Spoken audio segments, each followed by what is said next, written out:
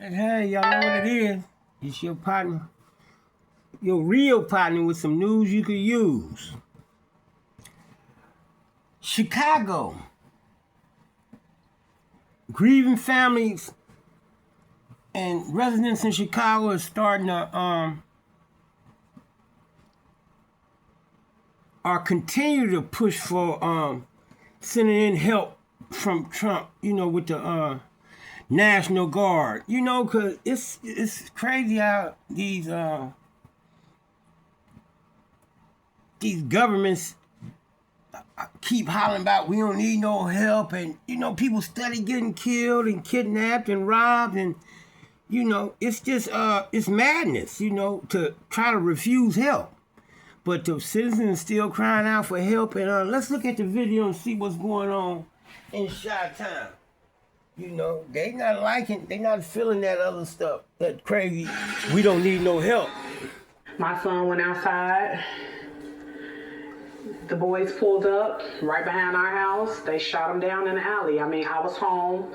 His brother was home. We found my son literally on the ground in the alley taking his last breath. You got people still robbing, stealing, killing. Just the other day, a 5-year-old boy got killed, shot in the head. It's like it's never going to end. So if Mr. Trump want to bring these troops to Chicago, hey, bring them on. What we got to lose? You know what I'm saying? Put some fear in, let them know that they're here and they want, to protect the city of Chicago. We got elderly people afraid to ride the red line. You got kids can't go outside and play. You got women don't want to walk at night alone. The migrants came here, baby. They had everything in the whole wide world they wanted. He the shirt off his back, sweetheart. But they took my little baby. Hey, this is really a national disgrace. Welcome back. That was the mother and grandmother of Gregory Wilson III. Their 16-year-old son and grandson was shot and killed in Chicago. These parents are saying Chicago crime is now much worse than when they were growing up, and they're begging President Trump to send in the National Guard, send in their troops. But their Democrat governor, J.B. Pritzker, and Socialist Mayor Brandon Johnson say crime is not a problem. Chicago is the homicide capital of America.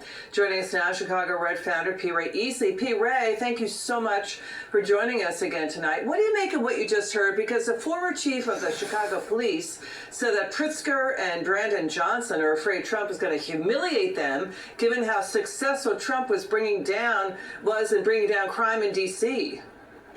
I totally agree. Billions of dollars have flowed through the city of Chicago in terms of violence prevention and crime stopping. However, we still have people like poor Gregory who are shot down in alleys. I think that although crime is statistically down, we should still ask for the help because we should get the number to zero rather than a 30% decrease. As you can see here, people brazenly commit heinous acts of violence in broad daylight here in the city of Chicago because there's no deterrent against committing the crimes, because in the Cook County State's Attorney, they plead people down in order to keep a high conviction rate, so people know that they're going to go to jail and come right back home.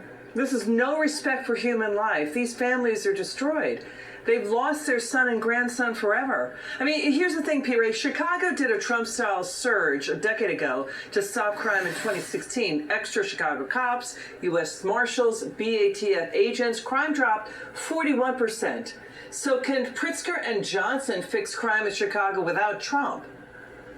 I think that they could if they wanted to, but remember, this narco-terrorism is making almost $2 billion a year off of the heroin highway, which flows through the middle of the 7th Congressional District. So if we have a parallel economy that's adding billions of dollars to the streets, then we can ascertain that people are actively complicit in what's going on. Now, I'm not saying that the governor is working with the cartels, somebody's making some money somewhere. Draw all of this back to the open border and the criminality that came across that border in terms of drug trafficking. Yeah, well, they can holler all they want about Trump, about crime being down and all that, and it's not showing up in it. It's just a statistic. But these kids that's dying every day, and these innocent people and these old people that's dying and getting killed and robbed every day are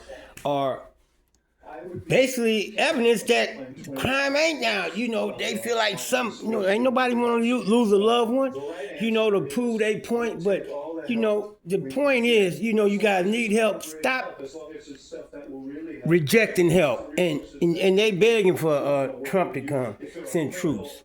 Love me, like me, share me. I'll holler. Subscribe.